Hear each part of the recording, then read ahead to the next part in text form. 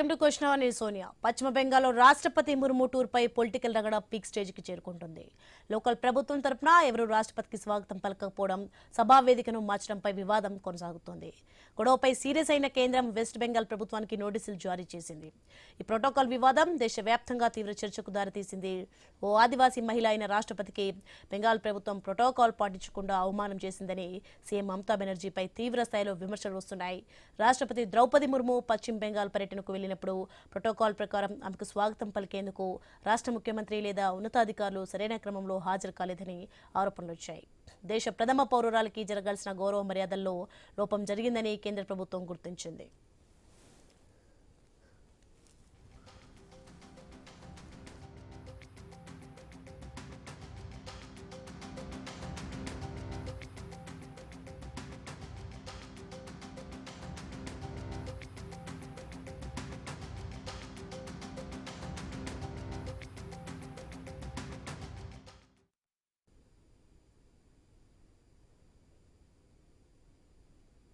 ఇక ఈ ఘటనను అత్యంత తీవ్రంగా పరిగణించిన కేంద్ర హోంమంత్రిత్వ శాఖ దీనిపై వివరణ ఇవ్వాలని పశ్చిమ బెంగాల్ ప్రభుత్వ ప్రధాన కార్యదర్శికి నోటీసులు జారీ చేసింది. ప్రోటోకాల్ ఎక్కడ విఫలమైంది, బాధ్యులెవరు అనే అంశాలపై నివేదిక కోరింది. అలాగే రాష్ట్రపతి పర్యటనల సమయంలో కఠినమైన భద్రతా ప్రోటోకాల్ నిబంధనలు ఉంటాయి.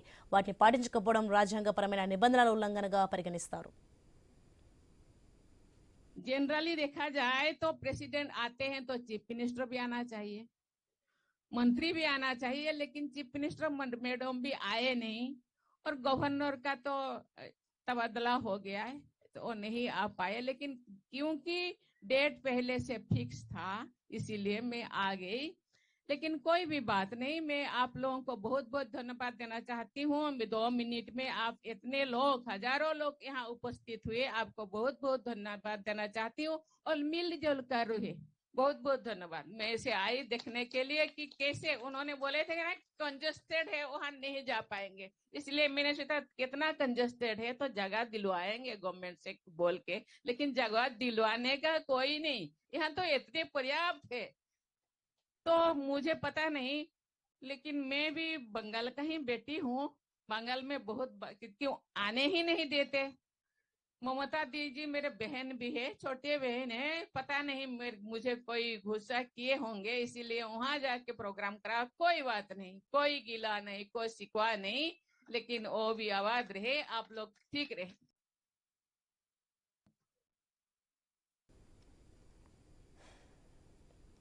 ఇక ఈ ఇష్యూపై ప్రధాని మోదీ కూడా తీవ్రంగా స్పందించారు. కొన్ని పార్టీలకు రాజ్యాంగం అంటే కూడా ఇష్టం లేకుండా పోతుందని టీఎంసీని ఉద్దేశించి హాట్ కామెంట్స్ ఇచ్చారు.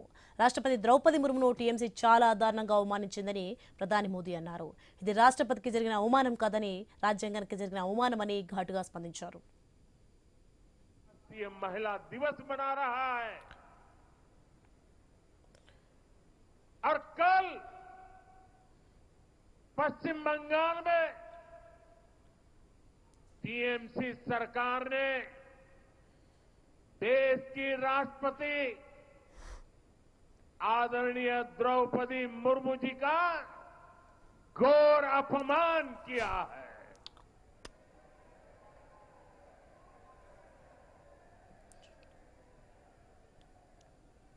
द्रौपदी मुर्मू जी संथाल आदिवासी परंपरा के बहुत बड़े उत्सव में शामिल होने के लिए बंगाल गई थी, लेकिन राष्ट्रपति जी और उस कार्यक्रम का, आदिवासियों के उस महत्वपूर्ण कार्यक्रम का, आदिवासियों का गौरव करने के बजाय टीएमसी ने आदिवासियों के संथाल लोगों के यह अत्यंत पवित्र और महत्वपूर्ण कार्यक्रम का बहिष्कार किया और राष्ट्रपति का बहिष्कार किया। वो स्वयं आदिवासी समाज से आती है, संथाल आदिवासी समाज के विकास के लिए उन्होंने चिंता की है। टीएमसी सरकार ने उस कार्यक्रम को बद इंतजामी के हवाले कर दिया। साथियों, ये राष्ट्रपति जी के अपमान के साथ साथ देश के संविधान का भी अपमान है, देश के संविधान के स्पिरिट का भी अपमान है, लोकतंत्र की महान परंपरा का भी अपमान है। जिन्होंने जीवन के संघर्ष से तपकर ऊंचाइयां हासिल की हैं, ऐसी हर बहन बेटी, ये उसका भी अपमान है। साथियों, हमारे यहां कहा गया है, अहंकारे हतः पुष्टः समूलम च विनश्यति, यानी अहंकार में चूर व्यक्ति कितना भी शक्तिशाली क्यों न हो, अंततः नष्ट हो जाता है। मैं आज देश की राजधानी से आप सभी के बीच ये आह्वान कर रहा हूं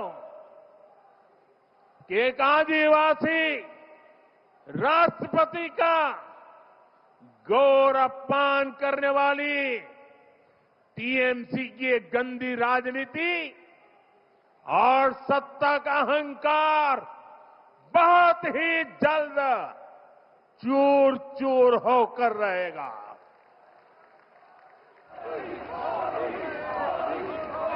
पश्चिम बंगाल की प्रबुद्ध जनता टीएमसी को एक नारी के अपमान के लिए, एक आदिवासी के अपमान के लिए और देश के महामना राष्ट्रपति के अपमान के लिए कभी भी माफ नहीं करेगा।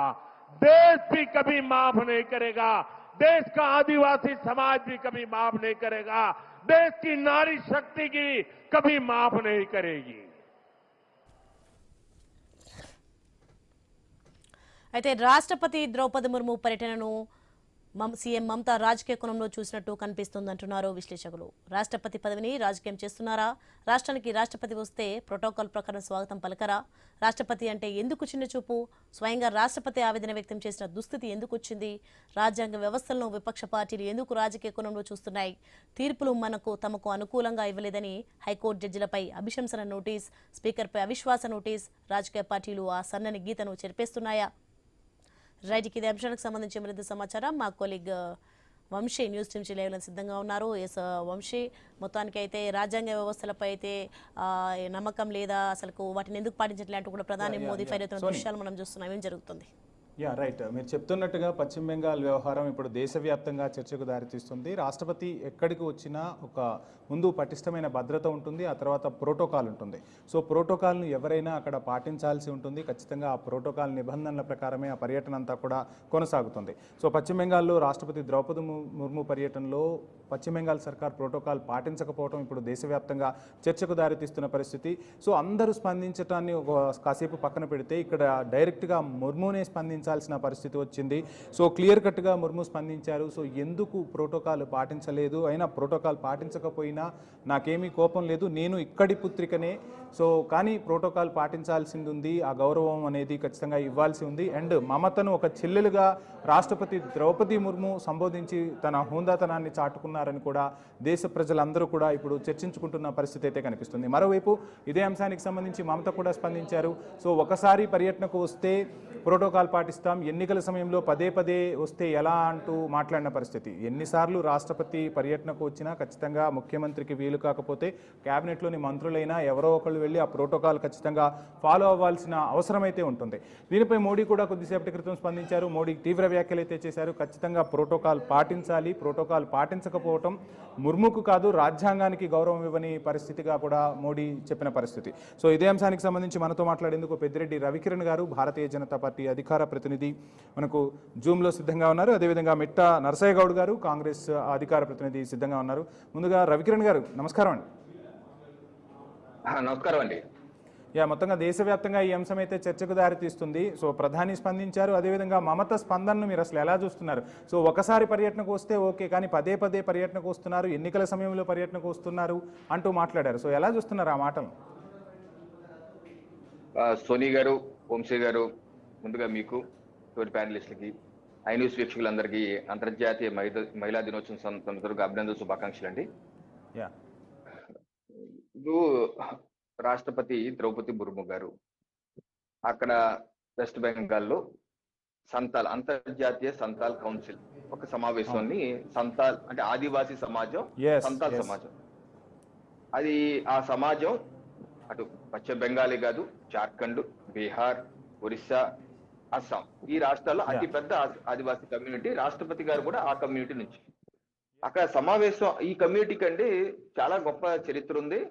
ఇది మన తొలి స్వతంత్ర సమర పోరాటం 1857లో ఫస్ట్ స్వతంత్ర సమర పోరాటం. దానికన్నా ముందే 1855లోనే సంతాల్ రెబిలియన్ అనేది బ్రిటిష్ వాళ్ళ మీద పోరాడినటువంటి అత్యంత ధైర్యశాలైనటువంటి దేశభక్తులైనటువంటి కమ్యూనిటీ.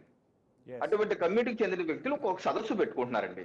సదస్సు అక్కడ పెట్టుకుంటున్నప్పుడు ఇప్పుడు రాష్ట్రపతి గారు అక్కడ వెస్ట్ బెంగాల్కి వచ్చేంత వరకు ఒక ప్రాంతం అని చెప్పారు. ఇది డార్జిలింగ్ జిల్లాలో సకీన్పూర్, ఏంటది గసీన్పూర్ అని చెప్పారు. అక్కడికి వచ్చాక ప్లేస్ మార్చేశారు, బిదానగర్కి ఎక్కడికో మార్చారు. ఎందుకు మార్చారో తెలియదు. పోనీ బిదానగర్కి వెళ్తే అక్కడ ప్రజలు లేరు. ఈ రాష్ట్రపతి గారికి అర్థం కాలేదు అసలు ఎందుకు మార్చారని. ఈవిడ చెప్పింది ఏంటంటే, గసీన్పూర్ లో చాలా ప్లేస్ ఎక్కువ లేదు, ఇబ్బందికరంగా ఉంది, అక్కడ జనాలు కూడా ఎక్కువ లేరు, అందుకని ఇక్కడ మార్చామంటారు. ఇక్కడ చూస్తే జనాలు లేరు. తీరా అక్కడ వచ్చినటువంటి వాళ్ళేమో అక్కడే ఎక్కువ మంది ఉండిపోయారండి. 30-40 కిలోమీటర్ల దూరం, ఆదివాసీ ప్రాంతం కదండి, జర్నీలు కష్టం అది. కానీ అక్కడే ఉండిపోయి ఈవిడ అక్కడికి వెళ్ళారు. అక్కడికి వెళ్తే అక్కడ ఎక్కువ మంది ఉన్నారు. అప్పుడు ఆవిడ ఆవేదన వ్యక్తం చేసి, ఈ రకంగా నేను ఈ బెంగాల్ పుత్రికని, నేను గిరిజన మహిళని ఇలా రాష్ట్రపతి ఇలా వస్తే ఈ రకంగా చేయటం ఎందుకు? అలాగే ప్రోటోకాల్ కూడా లేకుండా కనీసం ముఖ్యమంత్రి గారు రాలేదు నా దగ్గర. ఇప్పుడు ఒక ప్రోటోకాల్, రాష్ట్రపతికి రాజ్యాంగబద్ధ పొజిషన్ అండి. ఇప్పుడు వారు రాజకీయ అతీతంగా ఉంటారు. ఒక రాష్ట్రం ఇప్పుడు మొన్న నవంబర్ లో హైదరాబాద్ వచ్చారు రాష్ట్రపతి గారు, నవంబర్ లో వచ్చారు. అప్పుడు వారిని ఇన్వైట్ చేసింది రేవంత్ రెడ్డి గారు ఇన్వైట్ చేశారు కదా, అలాగే గవర్నర్ గారు వెళ్ళారు కదా. మరి వాళ్ళకు కూడా అప్పుడు లోకల్ బాడీ ఎలక్షన్స్ ఏదో అనౌన్స్ అయ్యి నాకు గుర్తుంది, December 1st local body elections ఉన్నాయి. అలాగే అంతకు ముందు అక్టోబర్ లో కేరళ వెళ్ళారండి పినరయ్ విజయన్ గారు, కూడా అటెండ్ అయిన సందర్భం అనుకుంటా. అవునండి. నేనేం చెప్తున్నానంటే, కేరళ వెళ్ళారు, అక్కడ కూడా లోకల్ బాడీ ఎలక్షన్స్ ఉన్నాయి, అక్కడ రిసీవ్ చేస్తున్నారు కేరళ ముఖ్యమంత్రి. వీళ్ళందరూ బీజేపీ రాష్ట్రాలే, అందరం ఒక మర్యాదగా గౌరవప్రదంగా వెళ్తున్నాం కదా. ఇప్పుడు చెప్పండి, బెంగాల్లో ఎలక్షన్ ఏమని చెప్పండి. ఇప్పుడు ఈ రోజు నోటిఫికేషన్ రిలీజ్ అయిందా? మరి మమతా బెనర్జీ గారి వ్యాఖ్యలు అత్యంత దారుణంగా ఉన్నాయి. ఒక రకంగా ఆవిడ వెళ్ళలేదు, మంత్రులు పంపలేదు, చీఫ్ సెక్రటరీని పంపించలేదు. చీఫ్ సెక్రటరీ లేరు, సీనియర్ మంత్రులు లేరు, ఎవరు లేరు. ఆవిడ రిసీవ్ చేసుకుంది ఎవరో తెలుసా? రాష్ట్రపతి గారు రిసీవ్ చేసుకుంది మేయర్, తిలుగూరు కార్పొరేషన్ మేయర్ రిసీవ్ చేసుకున్నారండి. ఇది భారతదేశ ప్రజలకు అవమానం కదా? అంతర్జాతీయ మహిళా దినోత్సవం రోజు ఒక మహిళకి ఇంకో మహిళ చేసినటువంటి అవమానం కాదా ఇది బాధాకరం కాదా? కానీ పైగా మమతా బెనర్జీ గారు రాజకీయాలు చేస్తున్నారు, బీజేపీ ఏదో ఆల్రెడీ పదవి ఒప్పించారు. బీజేపీ అంట కెప్ట్ అంటే నాకు అర్థం కాలేదు. అది ఏ ఎలక్షన్ కోడ్ ఉంది? ఇప్పుడు ఎలక్షన్ ఉందా? పోనీ ఎలక్షన్ కోడ్ రిలీజ్ చేశారా? ఎలక్షన్ అంటే మీరు సంవత్సరం ముందు నుంచే ఎలక్షన్ మళ్ళీ ఉంటారా? ఎన్నిసార్లు వస్తారండి రాష్ట్రపతి? 6 వస్తారండి. ఎన్నిసార్లు వస్తారండి వంశీ గారు? మనకు తెలియదా? హైదరాబాద్ ఎన్నిసార్లు వచ్చారు, ఆంధ్రప్రదేశ్ ఎన్నిసార్లు వచ్చారు? ఇదే పని వారం కోసం రాటాకి. సో ఈ రకంగా రాజకీయాలకి వేదిక చేసి బురజల్లే విధంగా రాజ్యాంగబద్ధ పొజిషన్స్ కూడా ఈ రకంగా ఒక గిరిజన మహిళ, ఒక గౌరవప్రది అబ్దుల్ కలాం గారి తర్వాత అత్యంత పీపుల్స్ ప్రెసిడెంట్ అని పేరు తెచ్చుకుంటున్నటువంటి ఒక మహిళగా చక్కగా అందరితో మన కూడా హైదరాబాద్ వచ్చారు, చక్కగా ఉన్నారు. అలాగే మా ఆంధ్రప్రదేశ్ వచ్చారు, తిరుమలకి కొండకి నడుచుకుని ఎక్కారు, అలాగే కేరళ వెళ్ళారు, చక్కగా అందరితో కలిసిపోతున్నారు, మంచి వెళ్ళారు. అటువంటి వ్యక్తిని ఈ రకంగా అవమానించడం బాధ. ఇది వారి యొక్క ఆదివాసీ కమ్యూనిటీ చేసుకునే కార్యక్రమాలకు కూడా ఆటంకాలు కలిగించడం అంటే ఏమనాలండి? ఈ రకంగా అవమానపడి సమంజసం కాదండి. మమత రాష్ట్రపతి ద్రౌపది ముర్మును కూడా భారతీయ జనతా పార్టీ అభ్యర్థిగా ప్రతినిధిగా చూస్తున్నారన్నట్లుగా కూడా వార్తలు వినిపిస్తున్నాయి. సో ఏంటి అంత చూడాల్సిన అవసరం ఎందుకు వచ్చింది అసలు? ఇప్పుడు రాష్ట్రపతి ఎన్నికల సమయంలో వారు ఒక అభ్యర్థి సిన్హా అనేది పెట్టారండి, ఓడిపోయారు. అయిపోయింది కదా, ఎన్నికలు అయిపోయింది కదా. ప్రమాణ స్వీకారం చేశాక 140 కోట్ల ప్రజలకు రాష్ట్రపతి ఆవిడ. అలా రాష్ట్రపతి రాజ్యాంగబద్ధమైన పొజిషన్ పొలిటికల్ పొజిషన్ కాదు. అలాంటి వ్యక్తి వస్తున్నప్పుడు వారి అంటే ప్రతి దాంట్లోనూ మీరు రాజకీయం చేయదలుచుకున్నారా? అంటే ప్రతి దాంట్లో ఏంటి, ఇప్పుడు ఆల్రెడీ ఎలక్షన్ కమిషన్ మీద ఫైట్ చేస్తారు, అలాగే సుప్రీంకోర్టు. ఎందుకంటే ఆ రాష్ట్రంలో జిల్లా జడ్జిలు కూడా SIR లోకి పాల్గొనండి అని సుప్రీంకోర్టు ఇస్తే జడ్జిమెంట్, జిల్లా జడ్జిలు భయపడిపోయి లేఖ రాశారు, మా భద్రతకి మాకు చాలా పశ్చిమ బెంగాల్లో రాజ్యాంగ వ్యవస్థలపై దాడి జరుగుతుందంటారా? జ్యుడిషియరీ వ్యవస్థ జిల్లా జడ్జిలు లేఖలు రాశారండి సుప్రీంకోర్టుకి, మా యొక్క భద్రత మేము ప్రశ్నార్థం, అందుకని SIR లో స్పెషల్ ఇంటెలిజెన్స్ పాల్గొని రాశారండి. చూడండి, జ్యుడిషియరీ కూడా భయపడిపోయింది, ఎలక్షన్ కమిషన్ అందరినీ భయపడుతుంది. భయపెట్టి ఏం చేద్దాం అనుకుంటున్నారు మరి నాకు అర్థం కావట్లేదు. అంటే ఈ రకంగా ఒక రౌడీజం చేసి ఒక రాష్ట్రాన్ని కబలించాల్సి వస్తారా? మిగతా రాష్ట్రాలు చేసుకోవట్లేదా? కాంగ్రెస్ పార్టీ రాష్ట్రాలు ఆయన రిసీవ్ చేసుకోవట్లేదా? అన్ని కమ్యూనిస్ట్ పార్టీ రాష్ట్రాలు రిసీవ్ చేసుకోవట్లేదా? అందరు రాజ్యాంగబద్ధంగా పనిచేస్తున్నప్పుడు వీరికి వచ్చిన బాధ ఏంటి? కనీసం వీడు వెళ్ళకపోయారు, కనీసం సీనియర్ మంత్రి పంపించచ్చు కదా, చీఫ్ సెక్రటరీ పంపించచ్చు కదా. సో ఇటువంటి చేయడం దురదృష్టకరం, బాధాకరం. భారతదేశ ప్రజలు ఇటువంటి సహించరండి. మాట్లాడదాం రవికిరణ్ గారు. ఒకసారి నర్సేగౌడ్ గారి వాయిస్ తీసుకుందాం. నర్సేగౌడ్ గారు, మొత్తంగా చూస్తున్నాం రాష్ట్రపతి అంటే మనకు దేశానికే ప్రథమ పౌరురాలు, అందులోనూ ఒక ఆదివాసీల నుంచి వచ్చారు, ఆదివాసీ సభకు అటెండ్ అవుతున్న పరిస్థితి. సో అటువంటి పశ్చిమ బెంగాల్లో తను అక్కడి గడ్డపుత్రికని అని కూడా ఆమె చెప్పుకున్న సందర్భం. సో ఏంటి, ఎలా చూస్తున్నారు ఈ ప్రోటోకాల్ వివాదాన్ని? వాయిస్ క్లియర్ ఉందా సార్? Yeah please continue. ముందుగా మీకు ప్యానల్లో ఉన్న పెద్దలకు, వ్యూవర్స్ కు నమస్కారం. అదే విధంగా ఈ ప్రపంచంగా ఈ మహిళా తల్లులు జరుపుకుంటున్నటువంటి ఇంటర్నేషనల్ ఉమెన్స్ డే. నర్సేగౌడ్ గారు చిన్న సబ్మిషన్, మీరు కొంచెం మొబైల్ ని కొంచెం okay now okay please continue. ఇప్పుడు రవికిరణ్ గారు మాట్లాడింది నేను విన్నాను.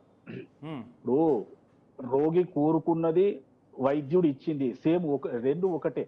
అంటే ఆయన ఏం కోరుకున్నాడో అదే జరిగింది. నేనేమంటున్నానంటే భారతీయ జనతా పార్టీ ఇప్పుడు ఈ విషయంలో, అంటే ద్రౌపది ముర్ము గారి విషయంలో ప్రోటోకాల్ గురించి మాట్లాడుతున్నటువంటి వీరు, మరి రాహుల్ గాంధీ ఎల్ఓపిగా ఉన్నటువంటి, అంటే ప్రతిపక్ష నేతగా ఉన్నటువంటి వారిని 26 జనవరికి ఎక్కడ కూర్చుండబెట్టారు? మరి అప్పుడు ఎక్కడ పోయింది వీళ్ళ ఇదంతా, ఈ ప్రాసెస్ అంతా? నేను అనేది ఏంటంటే, వీరు కేవలం వారు ప్రథమ పౌరురాలైనా, దేశ అధ్యక్షురాలైనా, ఇంకొకరైనా చాలా ముందు చూపుతోటి ఎన్నికల మీద ప్రభావం ఉండే విధంగా వాళ్ళు ప్లాన్ చేస్తారు. ఆ కోణంలో వచ్చింది కాబట్టి అవతల ఈ రోగి డాక్టర్ సేమ్ ఆలోచనలో ఉన్నారు కాబట్టి వారు వ్యతిరేకించినట్టుగా కనిపిస్తుంది. అంటే ఒకసారి రాష్ట్రపతి అయ్యి ప్రమాణ స్వీకారం చేసిన తర్వాత సో వాళ్ళకి అసలు రాజకీయ పార్టీలతో ఏం అవసరం ఉంటుంది, ఏం సంబంధం ఉంటుంది? మనం అబ్దుల్ కలాం గారిని చూసాం, చాలా మంది రాష్ట్రపతులను చూసాం, ఎక్కడా లేని ఈ అంశం ఇప్పుడు ఎందుకు తెర మీదకి వస్తుంది? సో అందరూ కలిసే కదా ఇప్పుడు ఎన్నిక అనేది జరుగుతుంది. ఎన్నిక అయిపోయిన తర్వాత సో రాష్ట్రపతిని దేశం మొత్తానికి ప్రథమ పౌరాలుగా చూస్తారా, లేదంటే ఆ పార్టీలకు ప్రథమ పౌరాలుగా చూస్తారా? సో ప్రోటోకాల్ పాటించాల్సిన బాధ్యత అయితే ఉంది కదా. నేను అనేది ఏంటంటే సార్, నేను మొదలే ఒక మాట చెప్పిన, రోగి ఊరుకున్నదే డాక్టర్ చేసిండు అనేది వీరికి తెలుసు. ఇప్పుడు ఇందులో రోగి ఎవరు డాక్టర్ ఎవరు ఇలాంటి మీరు అర్థం చేసుకోండి. నేను ఏమంటున్నానంటే క్లియర్ కట్ గా ఇప్పుడు రాజకీయ పార్టీలకు సంబంధించి అయితే నేను మిమ్మల్ని క్వశ్చన్ అడిగేవాడిని కాదు. రోగి ఎవరు డాక్టర్ ఎవరు మీ నుంచి ఆన్సర్ రావాలి. ఇద్దరు ఇప్పుడు మమతా ముర్ము వాళ్ళు ఇద్దరికంటే ఉంటారు. నేనేమంటున్నానంటే ఇలా జరుగుతుంది, ఇలా జరగాలని కోరుకున్న వారు భారతీయ జనతా పార్టీ వాళ్ళు. ఎందుకంటే ఇలా జరుగుతుంది, ఇలా జరగాలి, ఇది రచ్చరచ్చ కావాలి కాబట్టి భారతీయ జనతా పార్టీకి ఏదన్నా రాజకీయంగా ఇది కావాలన్న ఆలోచనతోటే ఇవన్నీ జరిగినాయి. ఇదంతా ఒట్టిగా ఏదో అది అంటే ప్రాసెస్ లో జరిగినాయి కాదు, కావాలని పెట్టినటువంటిది. కాబట్టే మమతా బెనర్జీ గారు ఆ రకంగా చేశారు. కానీ నేననేది ఏంటంటే, అవును, భారతీయ జనతా పార్టీ కుట్ర చేస్తున్నప్పుడు భారతీయ జనతా పార్టీ కుట్ర చేస్తుంది. సో ప్రోటోకాల్ ఉంది, ప్రోటోకాల్ వెళ్ళినప్పుడు మీరు వెళ్ళొచ్చు కదా. ఎందుకు వెళ్ళలేకపోయింది మమత గానీ, లేదంటే ఓ సీనియర్ మంత్రి గానీ, ఎవరు ఎందుకు వెళ్ళలేకపోయారు? నేను దానికే నేను చెప్పింది ఏంటంటే, ప్రోటోకాల్ అనేది ఒక ముర్ము గారికే కాదు, ఎలెక్ట్ అయిన పెద్ద నాయకులందరికీ కూడా ప్రోటోకాల్ ఉంటది. అంటే ప్రధానమంత్రికి ప్రోటోకాల్ ఉంటది, ప్రతిపక్ష నేతకు కూడా ప్రోటోకాల్ ఉంటది. నేను అడిగేది ఏంటంటే, ఇప్పుడు ద్రౌపది ముర్ము గురించి మాట్లాడుతున్నటువంటి ఈ పెద్ద తలకాయలను నేను అయితే ప్రధానమంత్రి ప్రతిపక్ష నేత, రాజకీయ పార్టీలకు చెందిన వాళ్ళు ఒకసారి రాష్ట్రపతిగా ఎన్నికైన తర్వాత రాష్ట్రపతి రాజ్యాంగబద్ధ పదవిలో ఉంటారు. సో ప్రధానమంత్రి అయినా, ప్రతిపక్ష నేత అయినా, ఎవరైనా, దేశంలో మంత్రులైనా, ముఖ్యమంత్రులైనా, ఎవరైనా సరే రాష్ట్రపతి ప్రోటోకాల్ని ఫాలో అవ్వాలి కదా. ఆ పార్టీలతో కానీ నేను సంబంధం ఏమంటున్నా, లేకుండా ప్రధానమంత్రి ఎన్నిక జరిగిన తర్వాత ఆ సీట్లో కూర్చున్న తర్వాత వారు ప్రతిపక్షానికి స్వపక్షానికి కాకుండా దేశంలో ఉన్న ప్రతి వారికి ప్రధానమంత్రి. నేను అదే విధంగా ఆయన కూడా ఒక రాజకీయ పక్షం నుంచి వచ్చిన వాడే కదా. అదే విధంగా ప్రతిపక్ష నేత కూడా ఒక రాజకీయ పక్షం నుంచి వచ్చిన వాడే. ఆయన ఎన్నికైన తర్వాత వారు 140 కోట్ల మందికి వారు కూడా లీడర్. అలాగే ద్రౌపది ముర్ము కూడా 145 కోట్ల మందికి వారికి ప్రెసిడెంట్. నేను కాదంటలేను, అందరికీ ప్రోటోకాల్ ఉండాలి. నేను ఒకరికి ప్రోటోకాల్ గురించి మాట్లాడి మరొకరికి ప్రోటోకాల్ గురించి మాట్లాడొద్దని నేను అనట్లేదు. రెండో ముఖ్యమైన విషయం ఏంటంటే, అది రాజకీయంగా పెట్టినా రాజకీయంగా పెట్టకపోయినా మమతా బెనర్జీ గారు ఖచ్చితంగా నా స్ట్రైట్ క్వశ్చన్, నిన్న పశ్చిమ బెంగాల్లో రాష్ట్రపతి ప్రోటోకాల్ వివాదాన్ని మీరు సమర్థిస్తున్నారా? మమతా వ్యాఖ్యలను మీరు సమర్థిస్తున్నారా? ఏం చెప్పదలుచుకున్నారు? నేను ఎందుకంటే మళ్ళీ వాయిస్ తీసుకోవాలి. మమత చేసినటువంటి పనిని మేము సమర్థించడం లేదు. ఎందుకంటే వారు చేసిరని మేము కూడా అదే పని చేయము. ఇక్కడ ప్రెసిడెంట్ గారు వచ్చినప్పుడు ఎన్ని విభేదాలు ఉన్నా వేరే పార్టీ తోటి వారు ఖచ్చితంగా వెళ్ళి రిసీవ్ చేసుకోవాలి. అది వారు చేసినటువంటి పొరపాటు మమతా బెనర్జీ గారు. కానీ ఇది ఎందుకు జరిగిందనే విషయంలో నేను చెప్తున్నా, మమతా బెనర్జీ గారు ఖచ్చితంగా పొరపాటు చేసిన ఏమనవనం లేదు. ఎందుకంటే ఖచ్చితంగా గౌరవించాలి, అని ఎదుర్కోవాలి. ఒకవేళ రాజకీయంగా వారికి అనిపించుంటే దాన్ని ఎదుర్కోవాలి తప్ప వారిని అవాయిడ్ చేయడం చాలా పెద్ద తప్పనే నేను అంటున్నా. ఇప్పుడు ఆమె ఏ బ్లాక్ ఉన్నదనేది కూడా పక్క పెట్టండి. దేశంలో ఉన్నటువంటి ప్రథమ పౌరురాలని ఖచ్చితంగా ఎవరైనా గౌరవించి తీరాలి. ముఖ్యమంత్రిగా ఉన్నటువంటి వ్యక్తి ఖచ్చితంగా వెళ్ళి తీరాలి. కానీ వెళ్ళకపోవడం పొరపాటే. కానీ వీళ్ళు రాజకీయ కుతంత్రాలు చేస్తున్న దాంతో వారు కొంత ఆవేశపడ్డట్టుగా కనిపిస్తా ఉంది. మళ్ళీ ఇస్తాను, మీకు టైం ఇస్తాను. మీరు రాజకీయ కుతంత్రాలు అంటున్నారు, మరి ఆ రాజకీయ కుతంత్రాలు భారతీయ జనతా పార్టీ ఏం చేసిందో తెలుసుకుందాం. ఏంటి రవికిరణ్ గారు, మొత్తంగా రాష్ట్రపతితో రాజకీయ కుతంత్రాలు భారతీయ జనతా పార్టీ చేయించింది, సో అందుకోసమే మమత అక్కడకు రాలేదు అని చెప్తున్న పరిస్థితి. సో ఇది ఏంటి, ఎలా చూస్తున్నారు ఈ కమెంట్స్ ని? ఇది కాంగ్రెస్ పార్టీ యొక్క ఆలోచన విధానానికి అద్దం పడుతుందండి. ఈరోజు కాంగ్రెస్ పార్టీ యొక్క ఆలోచన విధానం రాజ్యాంగ వ్యతిరేకంగా ఉన్న ఆలోచన విధానం. అందుకని ఈరోజు రోగి అడిగింది డాక్టర్ ఇచ్చింది రెండు ఒకటే అట. ఎవరు మాట్లాడుతున్న సబ్జెక్ట్ ఏంటి, చెప్తుంది ఏంటి? అక్కడికి మీరు ప్రశ్నిస్తే జస్ట్ సమర్థిస్తారు, లేదంటే అప్పుడు తప్పుగా చెప్పవలసి వస్తుంది కాంగ్రెస్ పార్టీకి. ఇది వీరి ప్రాబ్లం కాదు, ఓవరాల్ గా రాహుల్ గాంధీ గారు దేశవ్యాప్తంగా ఉన్న పరిస్థితి, రాజ్యాంగ వ్యవస్థలను గౌరవించలేని పరిస్థితి. ఒక రాష్ట్రపతి, ఇప్పుడు మొన్న సోనియా గాంధీ ఏమన్నారు రాష్ట్రపతి గారిని? పూర్ లేడీ అట. పూర్ లేడీ ఏంటండి? పూర్ లేడీయా? రాష్ట్రపతి పూర్ లేడీ అవుతారా? అంటే మీరేమన్నా ఎట్లా ఏం చేశారేంటి? మీరు చేసింది ఏంటి గొప్పనా, లేకపోతే ఈవిడ చేసింది ఏంటి తప్పనా? ఏంటా మాటలు రాష్ట్రపతిని ఉపయోగించి, అలాగే అతిరంజన్ చౌదరి గారు వాళ్ళ పార్టీ నాయకుడు ఏమైనా ద్రౌపదిని ఏ రకంగా పదం మార్చి ఏ రకంగా అన్నారు, నేను మళ్ళీ రిపీట్ చేయను. ఏ రకంగా కాంగ్రెస్ పార్టీకి ఉన్న దౌర్భాగ్యం, ఈ తరం మారిపోయిందండి. పాత తరంలో గౌరవంగా కొంత ఉండేవాడు, ఇప్పుడు మారిపోయింది. రాహుల్ గాంధీ గారి నేతృత్వంలో రాజ్యాంగాన్ని గౌరవించకుండా ఇష్టం వచ్చినట్టు మాట్లాడి, అదేంటి మాట్లాడితే జేబులోనే పాకెట్ డైరీ పెట్టడం రాజ్యాంగం అంటారు. అది రాజ్యాంగం ఏదో మనకు తెలియదు. సో ఈ రకంగా ఒక ఆదివాసీ మహిళకి, రాష్ట్రపతికి, దేశ ప్రథమ పౌరులకి అక్కడికి వెళ్తే ముఖ్యమంత్రి గారు అక్కడ రాకపోవడానికి మా కుట్రే నాకు అర్థం కాదు. మాకు రాష్ట్రపతి గారు అక్కడ ఆదివాసీ సమావేశం పెట్టారు, ఇన్వైట్ చేశారు, వెళ్ళారు. 9వ అంతర్జాతీయ సమావేశం వెళ్ళినప్పుడు ఆవిడ ముఖ్యమంత్రికి అంటే మేమేం చెప్పాము, మమతా బెనర్జీ గారు నువ్వు వెళ్ళొద్దమ్మా, వెళ్ళకపోతే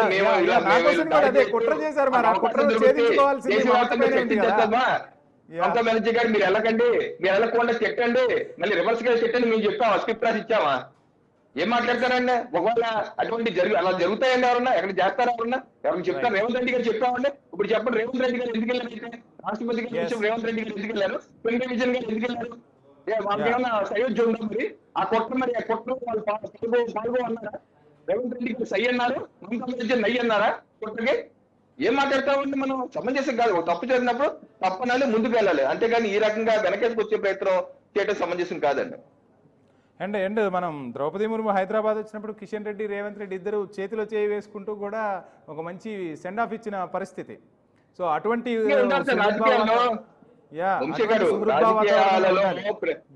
ప్రత్యర్థులు ఉంటారు కానీ శత్రువులు ఉండరండి. శత్రువులు ఏంటంటే శత్రువులు ఎక్కడ ఉంటారు రాజకీయాల్లో? ప్రత్యర్థులు ఉంటారు అంతే. మనందరం దేశ పౌరులు, వాళ్ళతో విధానం మాదో విధానం అంటే ఇదే పని, కొట్టుకుంటూనే పని, ఇది వేరే పని లేదా ఇంకా మనకి? వేరే ప్రతి సందర్భంలో కొట్టుకుంటానే ఉంటాయా? ఈ రకమైన రాజకీయాలు దేశంలో ఉండకూడదు. ఇటువంటి ఏంటి భారతీయ జనతా పార్టీ అంటే ప్రధానిగా అక్కడ ఎటువంటి ఛార్జ్ తీసుకోబోతున్నారు, ఎటువంటి యాక్షన్ ఉండబోతోంది? సో మొత్తంగా ప్రధాని కూడా కొద్దిసేపటి క్రితమే ఘాటు వ్యాఖ్యలు చేసిన పరిస్థితి. సో అంటే కేంద్ర ప్రభుత్వంగా ఎటువంటి యాక్షన్ తీసుకునే అవకాశం ఉందంటారు? ఆల్రెడీ నోటీస్ ఎవరు సర్వ్ చేశారంటే కేంద్ర హోంమంత్రి కింద వస్తాయి ఈ రెస్పాన్సిబిలిటీస్. ఆల్రెడీ నోటీస్ సర్వ్ చేసి ఎక్స్ప్లెనేషన్ అడిగారు. సో ఏమిస్తారు ఎక్స్ప్లెనేషన్ చూద్దాం. సో ఇది వాళ్ళకి అలవాటు అయిపోయిందండి. ప్రతిసారి ఇటువంటి కార్యక్రమాలు చేయటం.